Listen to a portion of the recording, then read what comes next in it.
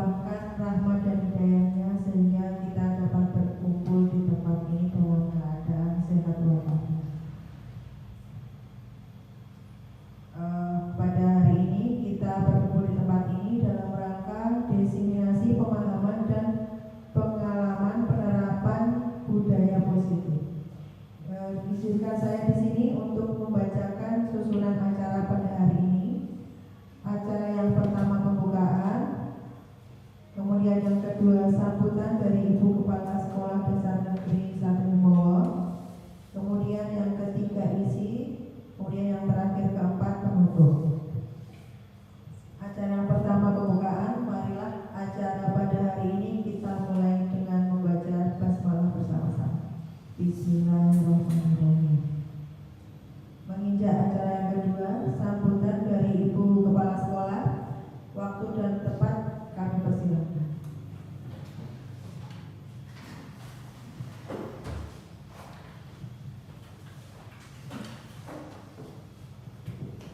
Assalamualaikum warahmatullahi wabarakatuh.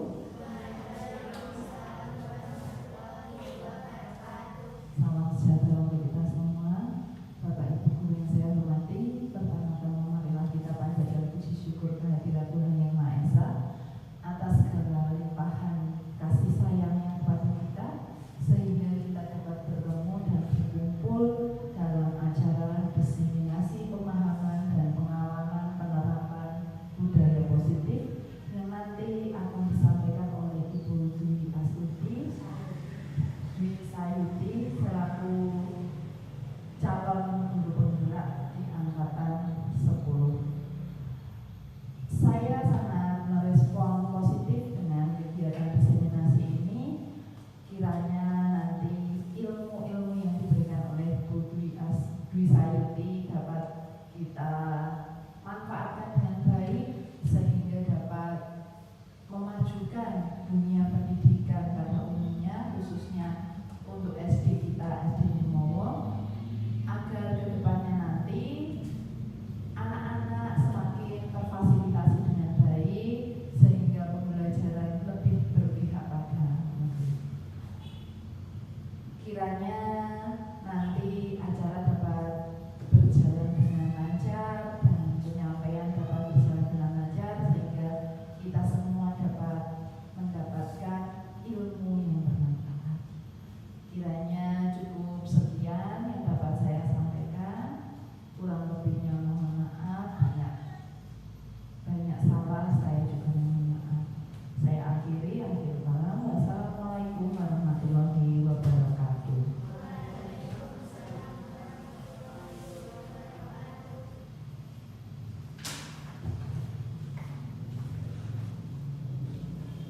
Terima kasih kami sampaikan kepada Ibu Kepala Sekolah yang telah memberikan sambutan. Menginjak acara yang ketiga yaitu isi, waktu dan tempat kami persilakan kepada Ibu Dwi Sayuti.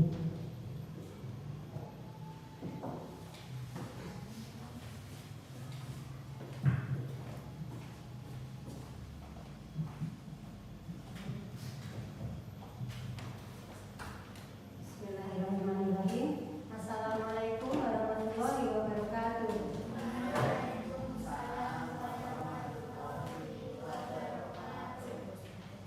Ya, terima kasih atas waktunya.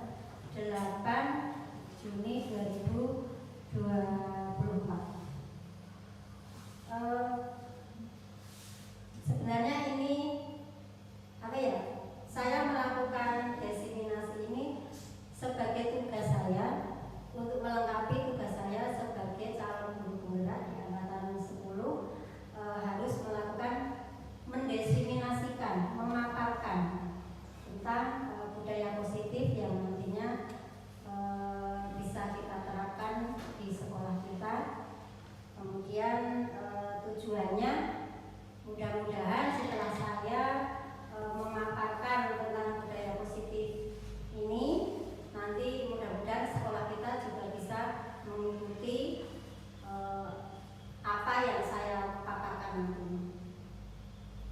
Kemudian juga untuk menciptakan sekolah impian kita, sekolah impian kita, dan juga untuk mewujudkan visi sekolah kita nanti. Baik, kita ke materi. Baik, untuk pertama yang melatar belakangi budaya positif itu, budaya positif merupakan perwujudan dari nilai-nilai atau keyakinan universal yang diterapkan di sekolah. Budaya positif menciptakan suasana pembelajaran yang aman, nyaman, dan menyenangkan. Untuk mewujudkannya, perlu ada disiplin positif di sekolah. Salah satu cara untuk menerapkan disiplin positif sekolah adalah melalui proses pembentukan keyakinan kelas dan pelaksanaan segitiga restitusi. Semua guru harus memahami budaya positif. Untuk itu perlu adanya pembimbingan kepada guru-guru di SDN 1 Limowo. Tentunya ini akan mempercepat pertumbuhan budaya positif pada nanti. Jadi latar belakang dari budaya positif. Saya tanya dulu Bapak Ibu, budaya positif itu apa? Apa itu budaya positif? Dari kata budaya dan positif. Kebiasaan baik. Ya, kebiasaan baik boleh. Apalagi ada yang punya ide. Ya tadi kita menjawab budaya kebiasaan baik. Nah, kebiasaan baik itu, budaya positif itu, nanti kalau kita kita terapkan di sekolah dengan kebiasaan dari awal nanti mudah-mudahan nanti bisa berjalan dengan baik dan secara baik dan lancar gitu ya.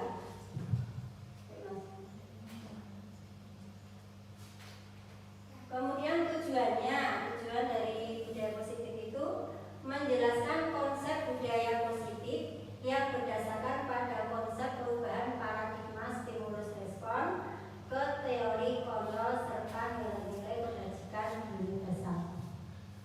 Yang kedua, menjelaskan konsep makna disiplin, keyakinan kelas, hukuman dan penghargaan, 5 kebutuhan dasar manusia, kemudian restitusi dengan 5 posisi kontrol guru serta segitiga restitusi dan menerapkannya dalam ekosistem sekolah yang aman dan berpihak pada murid.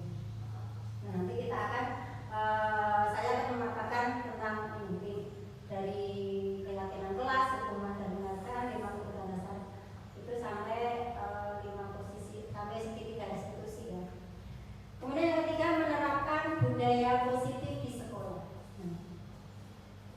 Budaya positif di sekolah itu penting atau tidak Bu, Pak? Penting ya. Nah, jadi perlu diterapkan tidak di sekolah kita? Mengapa?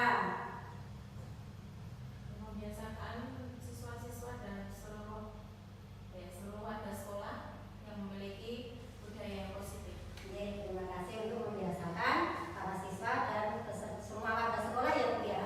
Semua warga sekolah untuk memiliki budaya yang positif.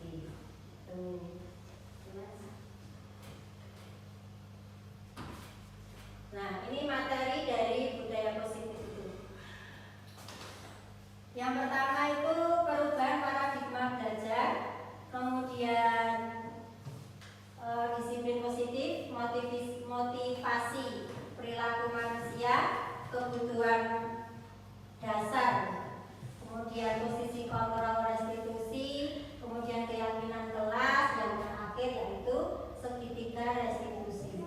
Nah, coba Bapak Ibu guru semua, ini ada nggak kata yang asing dari ketujuh itu yang belum dimengerti? Kira-kira kata apa itu? Bukan paradigma belajar, ini ya. Disiplin positif ini. Nah, ada nggak salah satu kata gitu?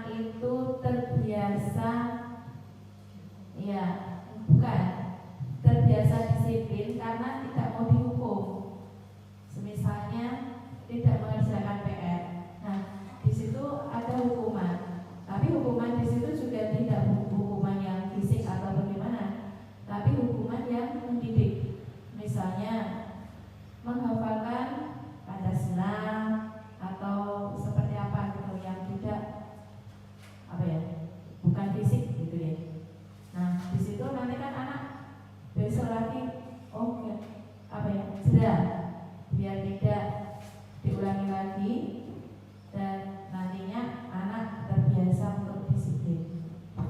Terima kasih. Itu jawaban dari Bu Nita. Dia setuju dengan hukuman dapat mendisiplinkan positif. Monggo Bu, penjenengan kan tidak setuju. Hukuman dapat mendisiplinkan anak. Sebenarnya kalau kita pahami dengan hukuman itu anak dapat disiplin, enggak, itu salah menurut saya. Tapi anak-anak itu hanya merasa takut, bukan tidak punya niatan untuk disiplin, hanya merasa takut, dia takut untuk dihukum. Nah, kalau mendisiplinkan anak itu dengan membiasakan, memberikan kebiasaan baik. Kalau dihukum itu anak akan merasa takut, menjadi beban. Intinya hanya merasa takut, tidak lantas jadi disiplin seperti itu. Terima kasih Bu. Itu jadi yang kedua, kita lanjut yang kedua dulu ya. Pemberian hukuman dengan hal positif seperti membaca atau membersihkan halaman sekolah dapat meningkatkan disiplin anak. Setuju atau tidak? Pemberian hukuman dengan hal positif seperti membaca atau membersihkan halaman sekolah dapat meningkatkan disiplin anak. Setuju atau tidak, Bapak Ibu? Yuk, anak-anak, setuju atau tidak? Setuju. Kenapa setuju? Kita lanjut ke nomor 3 ya. Memberikan penghargaan dapat meningkatkan motivasi belajar anak. Setuju atau tidak, Bapak Ibu? Setuju. Memberikan penghargaan dapat meningkatkan motivasi belajar anak. Setuju ya? Karena dengan penghargaan itu nanti anak-anak itu bisa termotivasi. Oh iya, aku dari ini nggarap iki tok 100 dipuji Bu Guru. Nah, kemudian kamu pintar, kamu bagus. Nah, itu merupakan suatu penghargaan. Penghargaan itu tidak harus berupa barang ya Bapak Ibu. Jadi dengan ucapan saja nanti itu bisa menjadi sebuah penghargaan. Itu dapat memotivasi belajar anak didik kita. Next.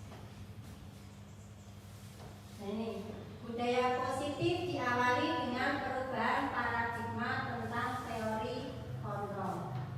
Selama ini barangkali kita sebagai guru merasa berkewajiban mengontrol perilaku siswa agar memiliki perilaku sesuai yang guru harapkan. Perwujudannya, guru sering memberikan hukuman kepada siswa yang melakukan kesalahan dan memberikan imbalan terhadap perbuatan baik yang dilakukan siswa.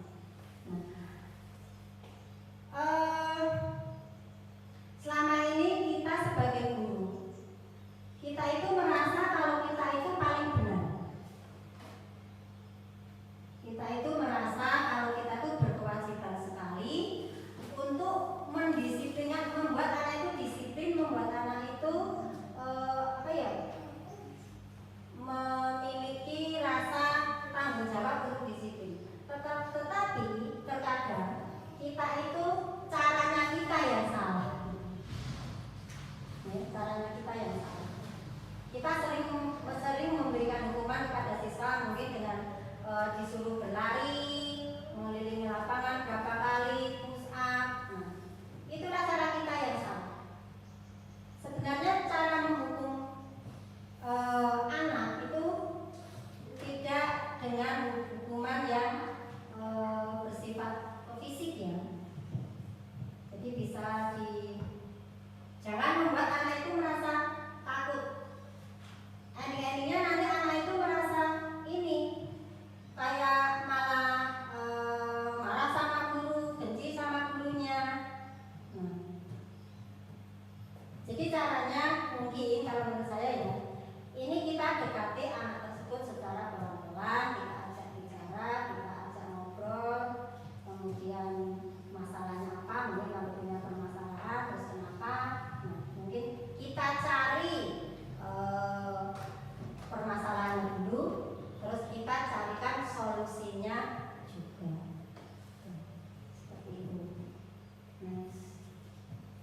Nah ini perubahan paradigma. Nah ini kita akan bermain games. Ada gamesnya. Ini monggo punya ada di kesannya ada temannya. Ini berapa ya satu dengan ditambah hingga sama anak belakangnya. Monggo Bika kalau masih repot nggak apa-apa. Perubahan paradigma ini kita akan bermain games Bapak Ibu. Mari melakukan kegiatan cobalah buka. Nah ini dikerjakan berpasangan ya. Nanti monggo cari pasangan. Dan kalau nggak dapat pasangan nanti nggak bisa bermain. Masa aku pakai tangannya semua, tangannya sendiri. Ya. Mari melakukan kegiatan cobalah buka. Anda adalah A. Ya. Tugas Anda, nah tentukan dulu ya A siapa ya B siapa. Ya. Tentukan dulu ya A siapa ya B siapa. Ayo, tentukan dulu, diskusi dulu. Ini kok mau kok ini? Disuruh ngapain ini kok? Jangan ya, minggu gak aku tengok apa dosa. Itu minggu sih enak. Gitu ya. Nah, tugasnya adalah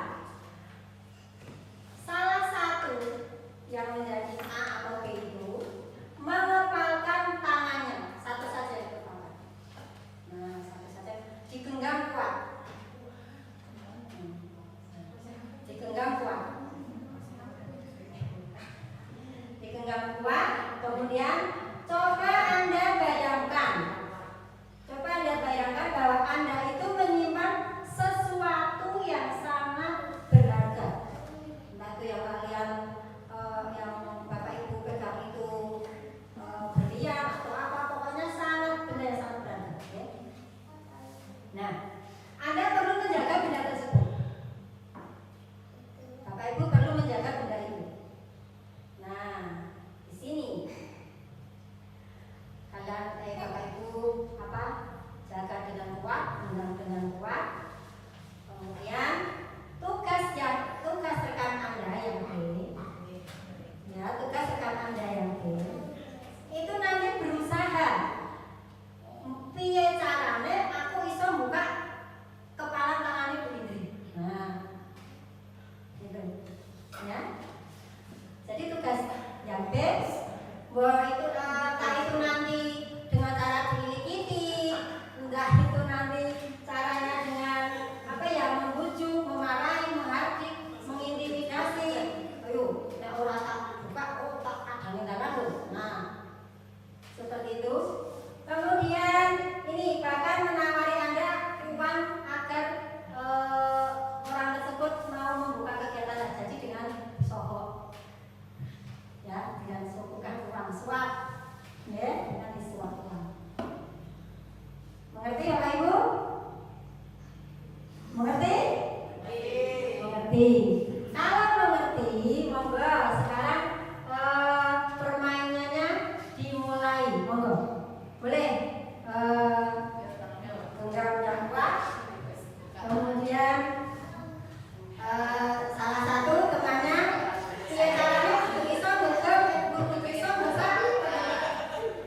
jangan dibuka gini, maksudnya dengan bukan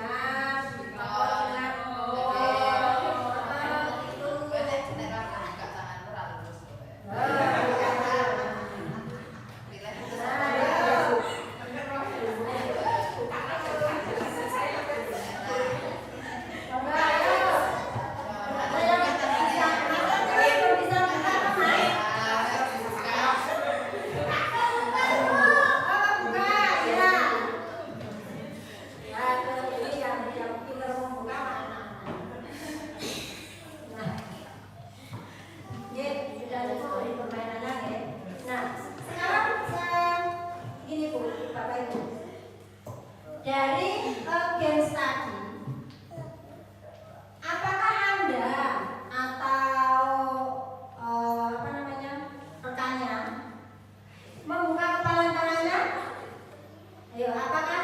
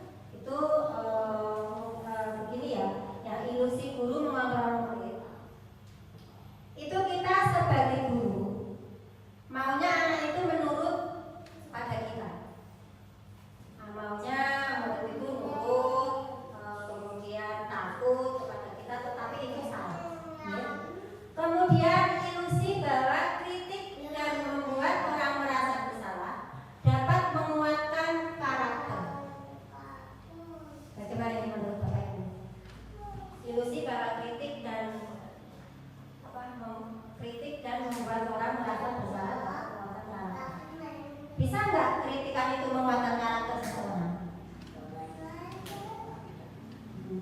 Ya.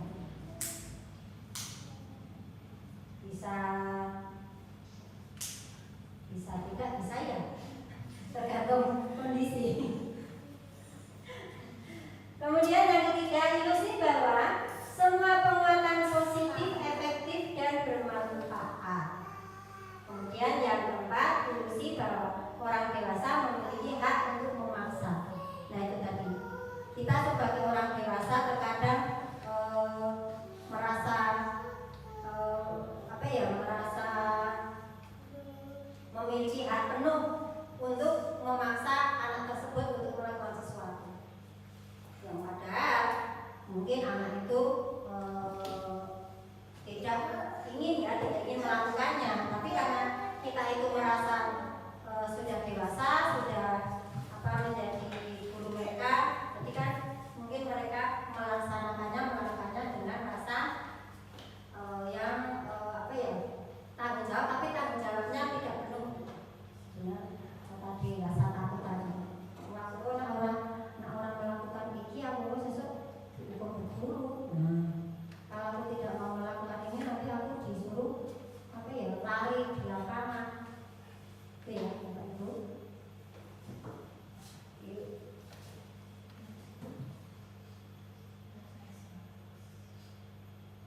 Nah, ini perubahan paradigma stimulus respon, teori kontrol atau teori pilihan. Siapa sesungguhnya yang memegang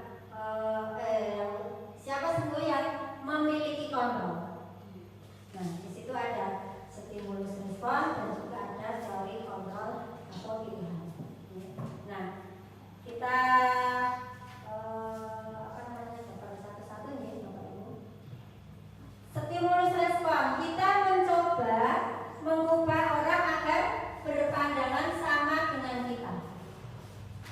Nah, kemudian teori kontrol, kita berusaha memahami pandangan yang lain tentang dunia. Kita mencoba mengubah orang agar berpandangan sama dengan kita. Bisa tidak itu? Tidak. Karena setiap orang memiliki pandangan berbeda-beda. Nah, kemudian ini perilaku buruk dilihat sebagai suatu kesalahan. Kemudian dari kontrolnya, semua perilaku memiliki tujuan. Betul ya? Semua perilaku memiliki tujuan. Entah itu tujuan yang baik, entah itu tujuan yang buruk. Semua memiliki tujuan. Kemudian yang ketiga, orang lain bisa mengontrol saya. Kemudian hanya Anda yang bisa mengontrol diri sendiri. Jadi teorinya ini, ya, teori kontrolnya, yang bisa mengontrol diri kita itu adalah kita sendiri. Orang lain tidak bisa mengontrol kita. Kemudian saya bisa mengontrol orang lain. Anda tidak bisa mengontrol orang lain. Betul ya? Setuju ya? Kemudian pemaksaan ada pada saat rujukan gagal. Kemudian dari kontrolnya, kolaborasi dan konsensus menciptakan pilihan-pilihan baru. Jadi pemaksaan ada pada saat rujukan gagal. Kita berusaha membujuk seseorang itu dengan cara apapun, tetapi masih gagal. Nah, cara satu-satunya itu dengan memaksanya, mungkin dengan menakut-nakuti, mungkin dengan cara komunikasi seperti tadi ya. Kemudian model berpikir menang atau kalah. Nah, model berpikir menang-menang. Saat ini kalau kita berpikir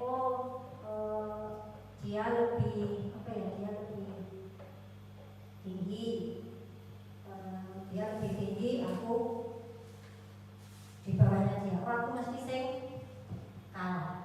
Tapi sekarang tidak. Dengan teori kontrol ini, model berpikir menang-menang. Jadi intinya ada yang kalah, tidak ada yang menang. Semuanya sama, itu ya Bapak Ibu. Next. Ini materi lagi nih Bapak Ibu. Mudah-mudahan dengan SPG tadi tidak rasa kangen kita hilang ya, rasa bosan kita melihat saya di depan hilang. Ya. Nah di sini apakah makna disiplin? Berasal kata disiplin ini berasal dari bahasa Latin disiplina yang artinya belajar. Kemudian yang kedua disiplin diri membuat orang menggali potensinya menuju sebuah tujuan apa yang dia hargai. Kemudian yang ketiga, namun dalam budaya kita makna kata disiplin telah berubah menjadi sesuatu yang dilakukan seseorang pada orang lain untuk mendapatkan kepatuhan. Kecenderungan umum adalah menghubungkan kata disiplin dengan ketidaknyamanan, bukan dengan apa yang kita hargai atau pencapaian suatu tujuan yang mulia. Dan yang ketiga, belajar kontrol diri dengan menggali potensi kita agar tercapai tujuan mulia, yaitu sesuatu menjadi seseorang yang kita inginkan berdasarkan nilai-nilai yang kita hargai. Makna disiplin pengertiannya seperti yang terkira tadi. Jadi makna kata disiplin ini telah berubah menjadi sesuatu yang dilakukan seseorang pada orang lain untuk mendapatkan kepatuhan. Jadi mungkin ini ya diharapkan kedisiplinan ini nanti imbal baliknya kita mendapatkan kepatuhan. Jadi anak itu nanti mungkin akan dengan disiplin akan ini ya dapat istilahnya dia itu patuh gitu loh. Dia itu patuh dengan apa namanya guru, ya. Nah, kurang disiplin aku sesuk dihukum. Nah, jadi kan dia patuh, ya. Nah, kemudian kecenderungan umumnya yaitu disiplin ini menimbulkan rasa ketidaknyamanan, ya. Ketidaknyamanan, jadi merasa tidak nyaman dengan disiplin tersebut, dengan rasa patuh tersebut, ya.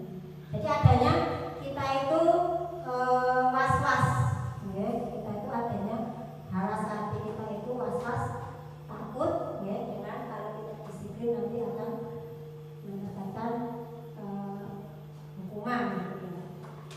Ya, Mas. Nah, ini nilai kebajikan universal. Nilai-nilai kebajikan adalah sifat-sifat positif manusia yang merupakan tujuan mulia yang ingin dicapai setiap individu. Nilai-nilai tersebut bersifat universal dan lintas bahasa, suku, bangsa, agama maupun latar belakang.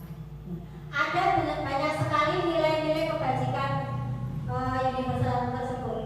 Nah, diantaranya itu peduli, rajin, integritas, rasa hormat, keterus-terangan, keberanian, kebahagiaan, tanggung jawab, kebersihan, kesantunan, keadilan, pengabdian, komitmen, kreatif, baik hati, bijaksana, belas kasih, semangat, kesetiaan, bersyukur, percaya diri, kedermawanan, berprinsip, toleransi. Masih ada lagi belas kasih, kejujuran, bersahaja, percaya, bertujuan, dermawan, keteraturan, lurus hati, tenggang rasa, harga diri, kedamaian, ketegasan, gotong royong, rendah hati, keteguhan hati, dan terakhir pengertian. Nah, ini nilai-nilai kebajikan universal yang sifatnya itu umum, ya.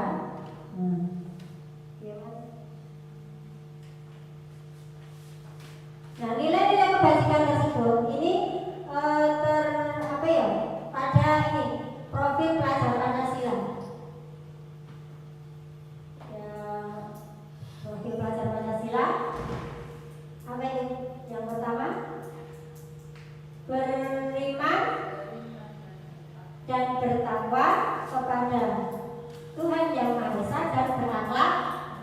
mulia. Kemudian yang kedua apa? Berkebinafaan global, kemudian bergotong royong, kemudian kreatif, kemudian bernalar kritis dan mandiri. 5 profil pelajar, 6 profil pelajar Pancasila. Bentuk program kebajikannya itu apresiasinya gitu ya. Beri pengakuan secara khusus, beri pengakuan secara pribadi, beri pengakuan kepada semua murid secara bergantian ya. Kemudian beri pengakuan secara konsisten dan fokus pada proses. Kemudian ini untuk rasa tanggung jawab. Terima kasih untuk rasa tanggung jawabmu pada saat kamu memungut kertas. Nah ini misalnya ini penerapannya ya. Beri pengakuan secara khusus. Jika anak tersebut mau atau melakukan kelas kita kotor, ayo kita bersihkan, dia tidak sadar mengajak temannya ya. Nah itu berarti pengakuan secara khusus ya. Kemudian beri pengakuan secara pribadi. Pengakuan secara pribadi ini terhadap individu masing-masing anak gitu. Kemudian beri pengakuan kepada semua murid, intinya kita kepada seluruh anak yang ada di kelas. Pengakuan, beri pengakuan secara konsisten.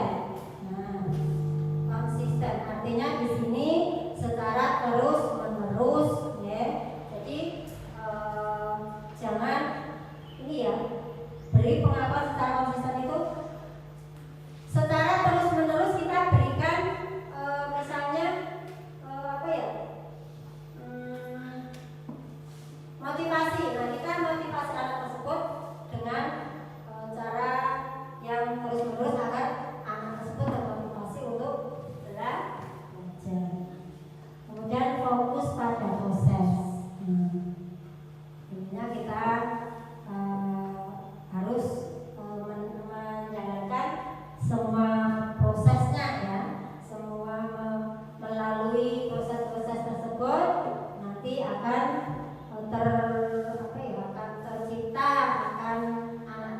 tercipta suatu pembelajaran ya yang berpihak pada murid.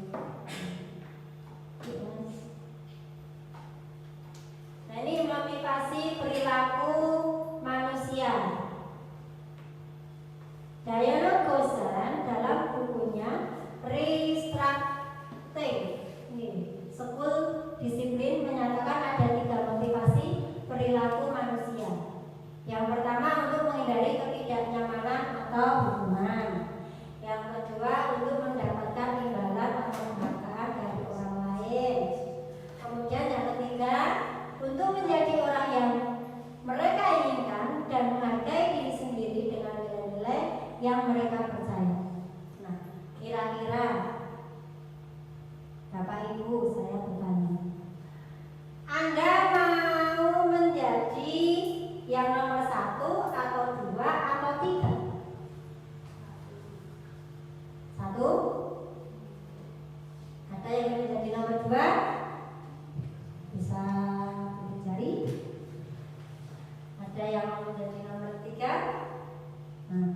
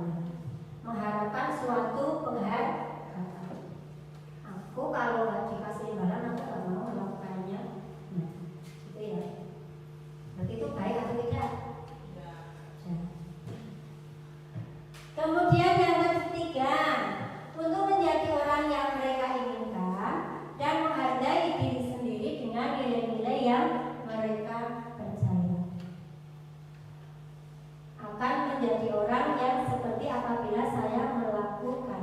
Jadi ini ada pada diri kita. Kalau aku tidak mau, ya aku nggak akan jadi seperti itu. Oke, ya Mas.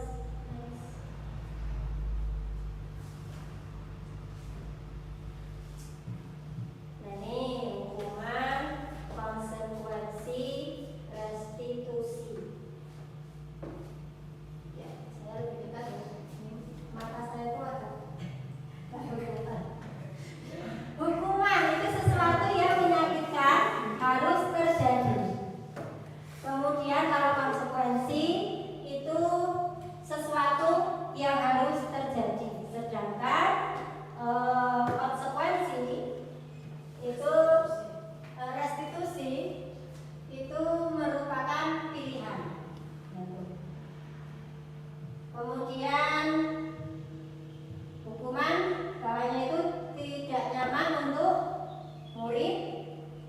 Kemudian dalam jangka panjang atau pendek, tidak nyaman untuk murid, anak untuk jangka waktu pendek. Konsekuensi restitusi itu korban mendapatkan ganti. Kemudian yang ketiga, korban mendapatkan keadilan. Korban mendapatkan keadilan. Kemudian yang konsekuensi, korban bisa diabaikan. Restitusi, korban mendapatkan ganti. Yang keempat, murid atau anak akan tersakiti. Konsekuensi, murid atau anak dibuat tidak nyaman. Restitusi, murid atau anak mendapatkan penguatan. Kemudian yang selanjutnya, perilaku pasif agresif meningkat. Konsekuensi, penguatan hanya bertahan dalam jangka waktu pendek. Kemudian restitusi, masalah terpecahkan. Kemudian selanjutnya, sistem tidak akan berjalan bila murid tidak takut. Memerlukan monitoring dan supervisi terus-menerus dari guru. Restitusi, murid belajar bertanggung jawab untuk perilakunya. Kemudian selanjutnya, berlaku hanya pada sebuah institusi, tidak berlanjut pada kehidupan nyata. Kemudian konsekuensi, membantu penerapan mengikuti peraturan dalam masyarakat. Restitusinya, fokus pada pemecahan masalah dalam jangka waktu panjang. Kemudian hukuman, peraturannya adalah kamu harus, jadi kudu. Ya, kalau tidak, gue tak hukum. Kemudian konsekuensinya, apa peraturannya? Mampukah kamu melakukannya? Itu konsekuensi. Jadi konsekuensi itu kita buat bersama-sama, ya. Seperti konsekuensinya kalau kamu tidak mengerjakan PR, kamu berdiri di depan. Nah, itu seperti nanti kita membuat kesepakatan kelas gitu. Kemudian restitusi, apa yang kamu yakini, apa yang bisa kamu lakukan untuk memperbaiki masalah ini. Kemudian yang terakhir, hukuman murid atau anak membenci peraturan. Kemudian konsekuensinya, murid atau anak menghormati peraturan. Restitusi, murid atau anak menghormati dirinya dan orang lain.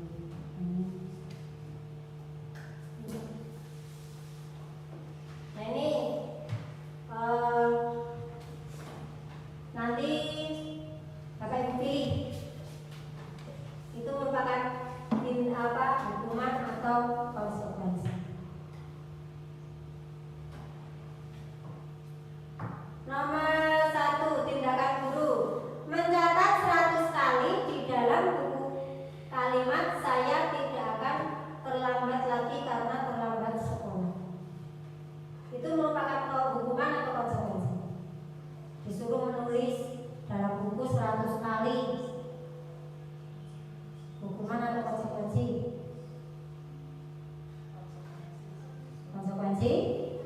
Oke. Lari mengelilingi lapangan basket 2 kali karena terlambat hadir di sekolah. Murid diminta untuk push up 15 kali karena tidak menggunakan masker ke sekolah. Menggantikan kertas tugas teman yang telah dicoret-coret. Membersihkan tumpahan air di meja tulis karena tersenggol pada saat belajar. Konsekuensi. Murid disuruh untuk mengenakan sepatu seharian di sekolah karena tidak mengenakan sepatu hitam. Konsekuensi. Lari mengelilingi ke lapangan basket 2 kali karena terlambat 10 menit untuk pelajaran PJO. Semua jawaban tidak bersalah ya, menurut masing-masing pribadi kalian. Nah, coba Mas next. Nah ini dihukum oleh penghargaan. Saat kita berulang kali menjanjikan hadiah kepada anak-anak agar berperilaku bertanggung jawab atau kepada seorang murid agar mempelajari sesuatu yang baru atau kepada seorang karyawan agar melakukan pekerjaan yang berkualitas, kita sedang berasumsi mereka tidak dapat melakukan atau mereka tidak akan memilih untuk melakukannya. Ini filosofinya Alfico. Kemudian form ini juga menemukan bahwa beberapa pernyataan dari hasil pengamatannya selama ini tentang tindakan memberikan penghargaan yang nilainya sama dengan menghukum seseorang. Itu poin pertama. Pengaruh jangka pendek dan jangka panjang. Dengan penghargaan ya, dihukum dengan penghargaan. Pengaruh jangka pendek dan jangka panjang. Bagaimana menurut Bapak Ibu?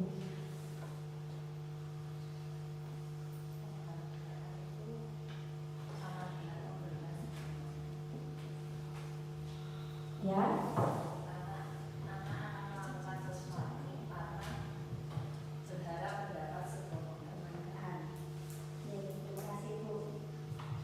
Kemudian yang kedua, penghargaan tidak efektif. Penghargaan tidak efektif. Bagaimana menurut Anda, menurut Bapak Ibu? Efektif tidak penghargaan itu? Efektif tapi ada tapinya ya? Ya. Efektif tapi ada tapinya. Penghargaan tidak efektif itu kalau kita terus-menerus memberikan penghargaan kepada anak tersebut. Itu apa ya, kita akan memberi penghargaan terus? Enggak kan? Nah, selama setahun kita pegang kelas, selama 1 tahun, apa ya, kita akan terus memberi penghargaan kepada anak tersebut. Jadi menurut saya itu tidak efektif ya. Kemudian penghargaan menghukum. Penghargaan itu menghukum. Bagaimana pendapatnya? Penghargaan yang menghukum. Anak akan termotivasi Ya. sehingga dia motivasinya melakukan sesuatu karena mendapat penghargaan. Ya. Sama juga anak itu termotivasi melakukan sesuatu karena takut dihukum, sama berarti. Oke. Terima kasih Ibu. Nah, itulah kalau dihukum oleh penghargaan ya. Gitu. Nah ini kita ke poin selanjutnya, yaitu kebutuhan dasar manusia. Nah, kebutuhan dasar manusianya ada 5. Yang pertama, bertanggung jawab. Kemudian kasih sayang dan rasa diterima, kesenangan, penguasaan dan kebebasan. Ini kebutuhan dasar manusia. Nah, di sini ada satu ini ya, gambaran ilustrasi cerita. Tahun ini Dimas genap berusia 17 tahun. Ia senang sekali ketika ayahnya mulai mengajarkan cara menyetir mobil. Setiap akhir pekan ia berlatih menyetir. Ia terlihat senang sekali berlatih sampai akhirnya ia bisa menyetir mobil dengan baik dan lancar. Ketika ibunya bertanya kepada Dimas, apa yang membuat dia ingin bisa menyetir mobil? Ketika jawabannya Dimas adalah seperti ini, kebutuhan apa yang dia penuhi? Nah, ini jawabannya Dimas. Aku merasa bangga dan keren. Biar bisa jalan-jalan naik mobil sama teman-temanku. Aku senang bisa pergi ke tempat-tempat yang aku suka. Menyetir mobil itu seru. Jadi dari jawaban dari pertanyaan-pertanyaan itu, aku merasa bangga dan keren. Itu merupakan kebutuhan manusia yang mana tadi? Tadi kan ada 5 ya, tadi ada 5 ya. Coba masuk balik lagi. Nah, tadi kan ada kebutuhan dasar manusia itu yang pertama bertahan hidup, kasih sayang dan rasa diterima, kesenangan, penguasaan dan kebebasan. Nah, untuk kalimat aku merasa bangga dan keren itu bukan kebutuhan dasar manusia yang mana? Kesenangan. Kesenangan ya. Jawabannya bervariasi. Biar bisa jalan-jalan naik mobil sama teman-temanku.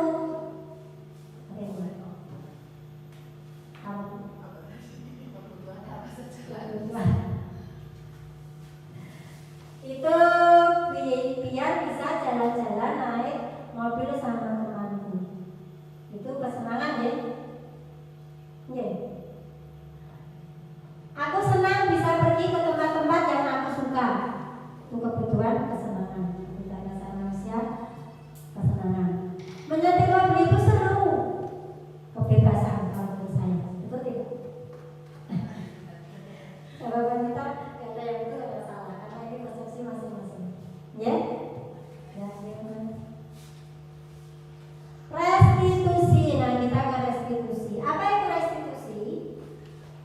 Restitusi adalah proses menciptakan kondisi bagi murid untuk memperbaiki kesalahan mereka sehingga mereka bisa kembali pada kelompok mereka dengan karakter yang lebih kuat. Restitusi juga merupakan proses kolaboratif yang mengajarkan murid untuk mencari solusi untuk masalah mereka dan membantu murid berpikir tentang orang seperti apa yang mereka ingin menjadi. Ya, jadi tujuannya apa, menjadi seorang seperti apa, dan bagaimana mereka harus memperlakukan orang lain. Ini dosen 2000.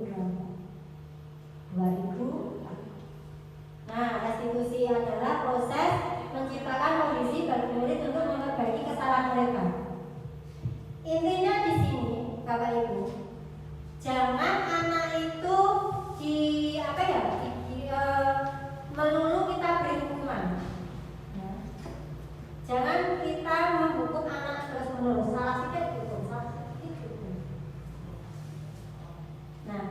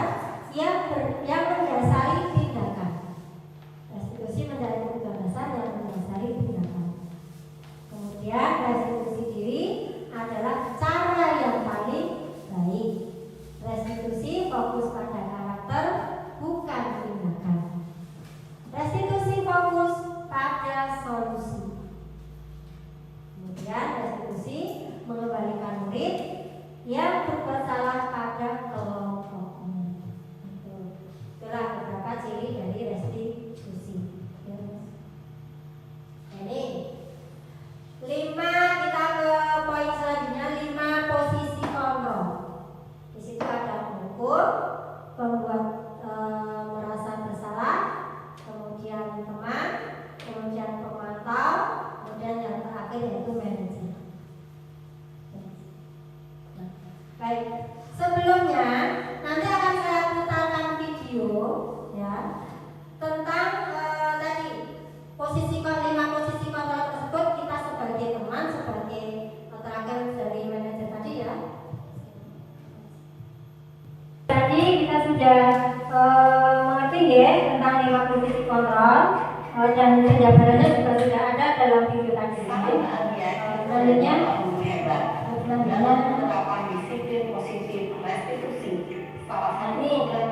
pernyataan seperti tadi yang dikatakan oleh guru tadi ya. Ini saya kecewa sekali dengan kamu, itu membuat guru merasa bersalah. Kamu tidak pernah melakukannya, itu sebagai penghukum. Ayolah lakukan demi ibu, itu sebagai teman. Apakah kamu mau mendapatkan stiker bintang hari ini, itu sebagai pemantau. Kemudian bagaimana kamu bisa menyelamatkan masalah ini, itu sebagai manajer. Dan kamu selalu yang paling terakhir, itu sebagai penghukum.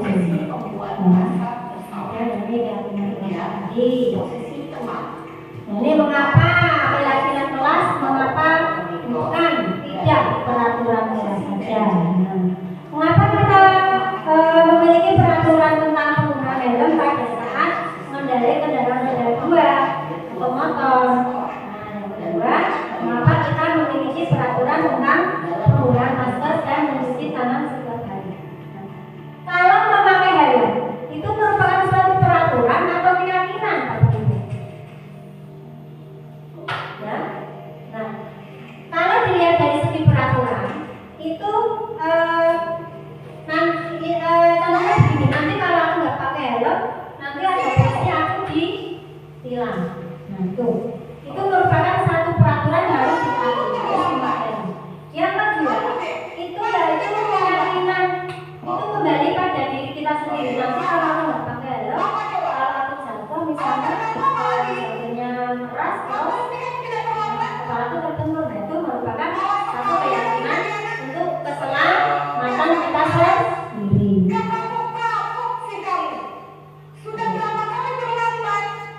Nah ini pembentukan keyakinan sekolah atau kelas. Nah kemarin saya juga sudah membuat ini ya satu bentuk kesepakatan kelas ya. Yang pertama itu keyakinan kelas itu lebih bersifat abstrak ya. Kemudian kata-katanya harus mudah dipahami, kemudian juga gampang diingat oleh anak-anak ya. Posisi hukum biasanya berbicara dengan nada tinggi, menunjuk-nunjuk. Ini membuat peraturan, pengelolaan peraturan dan keyakinan. Lalu kembalikan ke tempatnya. Itu merupakan sebuah tanggung jawab. Dilarang mengganggu orang lain. Itu merupakan menghormati orang lain. Hadir di sekolah 15 menit. Nah, hadir di sekolah 15 menit sebelum pembelajaran dimulai. Itu keyakinan kelasnya menghormati orang lain dan berkomitmen. Dilarang melakukan kekerasan, keyakinan kelasnya keselamatan, menghormati orang lain. Dan itu masih dilarang menggunakan narkoba, itu kesehatan, bergantian atau menunjukkan itu menghormati orang lain dan bersahabat, gunakan masker itu keselamatan, jangan berlari di kelas atau koridor, itu merupakan satu keselamatan. Nah ini Bapak Ibu Guru, hasil kami kemarin dengan anak-anak membuat satu kesepakatan kelasnya. Saya hanya ambil foto-fotonya saja ya. Jadi segitiga kita ke poin terakhir yaitu segitiga restitusi. Restitusi tadi apa ya? Harus Ini saja, segitiga restitusi itu ya salah satu cara kita untuk mengatasi permasalahan. Jadi kalau ada masalah di sekolah, jangan langsung kita menghargai uang hukum. Jadi kita melalui beberapa tindakan ya. Yang pertama yaitu tindakan menstabilkan identitas. Menstabilkan identitas itu dengan kata-kata seperti ini. Berbuat salah itu hal yang manusiawi. Tidak ada manusia yang sempurna. Kita pasti bisa menyelesaikan permasalahannya. Nah itu contoh kata-kata yang itu menstabilkan identitas ya.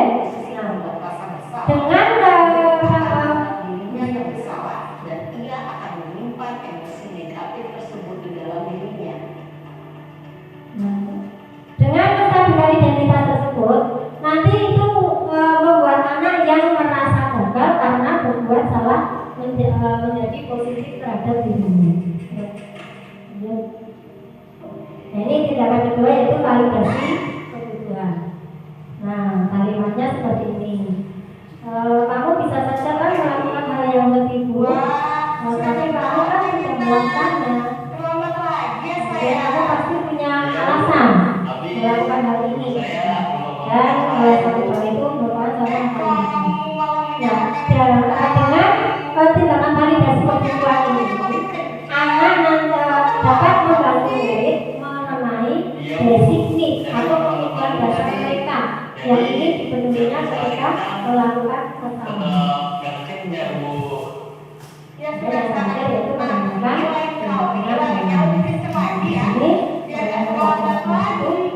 nilai apa ya yang kalau kita percaya di kelas kita nilai-nilai apa yang kita sepakati. Jadi dari kemarin nanti nilai apa yang bisa nah, jadi dari tindakan menanyakan keyakinan kelas nanti anak dapat melihat kesadaran ya, dihubungkan dengan nama sosial dan nilai-nilai yang mendasari manusia berinteraksi dengan kita. Nah, ini contoh. Tadi kita sudah ngerti ya tentang 5 prinsip kontrol dan penjabarannya juga sudah ada dalam buku tadi. Selanjutnya sehingga di lain waktu murid bisa berperilaku baik. ini namun pernyataan seperti tadi yang dikatakan oleh Ibu tadi ya. Ini saya kecewa sekali dengan kamu. Itu membuat guru merasa bersalah. Kamu tidak pernah melakukannya. Itu sebagai penghukum. Ayolah lakukan demi ibu. Itu sebagai bintang. Apakah kamu mau mendapatkan stiker bintang hari ini? Itu sebagai pengawal. Kemudian bagaimana kamu bisa menyelamatkan masalah ini? Itu sebagai manajer. Dan kamu selalu yang paling terakhir. Itu sebagai pemberi. Ya. Jadi mengapa laki-laki kelas mengapa bukan tidak peraturan tidak saja? Mengapa kita memiliki peraturan tentang penggunaan helm pada saat mengendarai kendaraan roda 2 atau motor? Kedua, mengapa kita memiliki peraturan tentang penggunaan masker dan mencuci tangan setiap hari? Kalau memakai helm itu merupakan suatu peraturan atau keyakinan?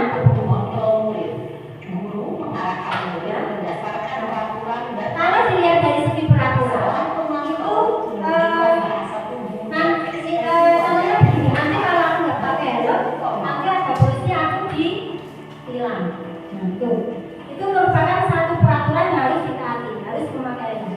Yang kedua itu yaitu keyakinan, itu kembali pada diri kita sendiri. Nanti kalau aku nggak pakai helm, kalau aku jatuh misalnya jatuhnya keras terus kepala itu terbentur, itu merupakan satu keyakinan untuk keselamatan kita sendiri. Selamat pagi kalian. Maaf Bu, saya terlambat. Iya.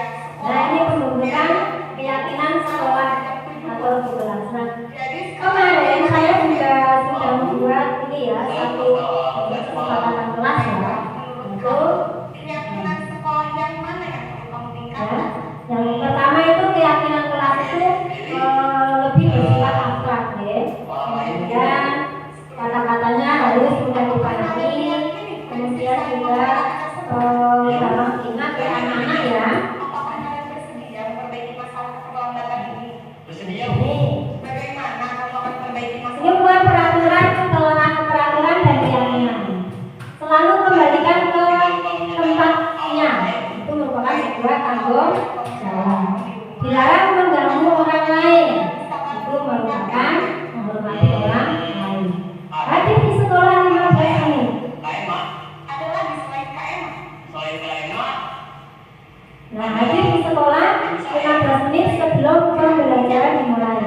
yaitu keyakinan kelasnya menghormati orang lain dan berkomitmen. Dilarang melakukan kekerasan, keyakinan kelasnya keselamatan, menghormati orang lain. Dan itu masih dilarang menggunakan narkoba, itu kesehatan, berkalian atau pemikiran untuk menghormati orang lain dan bersabar, gunakan masker untuk keselamatan, jangan berlari di kelas atau koridor. Nah ini Bapak Ibu Guru, hasil kami kemarin dengan anak-anak membuat satu kesepakatan kelasnya. Saya hanya ambil foto-fotonya saja. Jadi segitiga, kita ke poin terakhir yaitu segitiga restitusi. Restitusi tadi apa ya?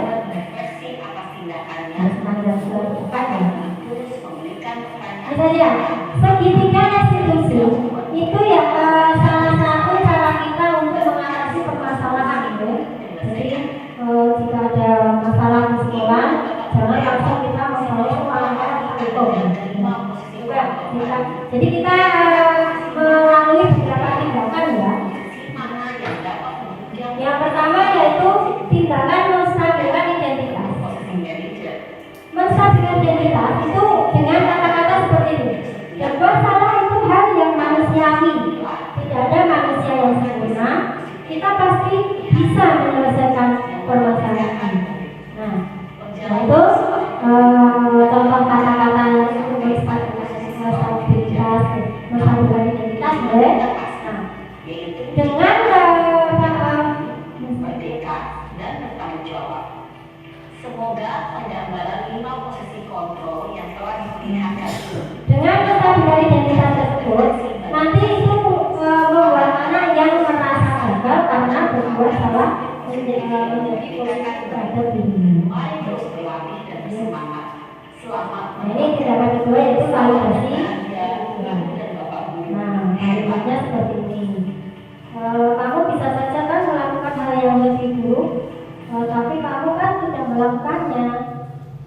Kemudian kamu pasti punya alasan melakukan hal ini. Nah, dan satu hal itu merupakan contoh validasi. Nah, dengan tindakan validasi kebutuhan ini, anak nanti dapat membantu murid mengenai basic need atau kebutuhan dasar mereka yang ini dipenuhinya ketika melakukan kesalahan. Banyak ya. Jadi mungkin dan yang terakhir itu menanyakan keyakinan kelas.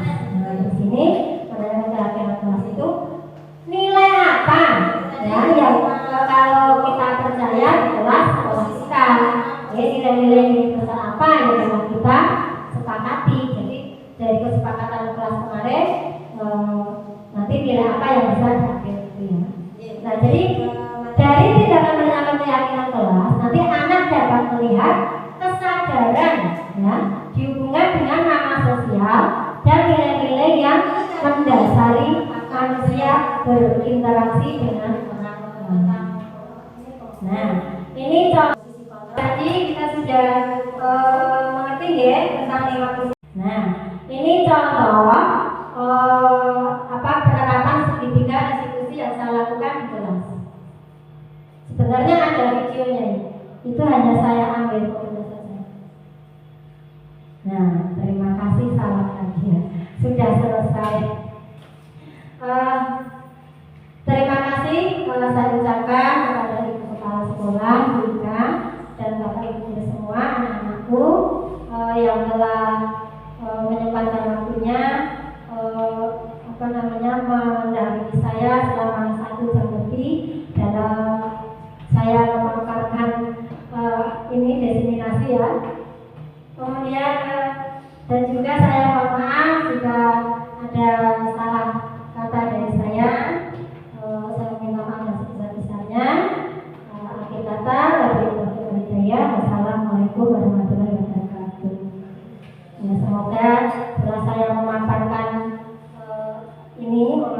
tentang diskusi positif, semoga nanti sekolah kita bisa menerapkannya segera. Oke, Bapak Ibu, terima kasih.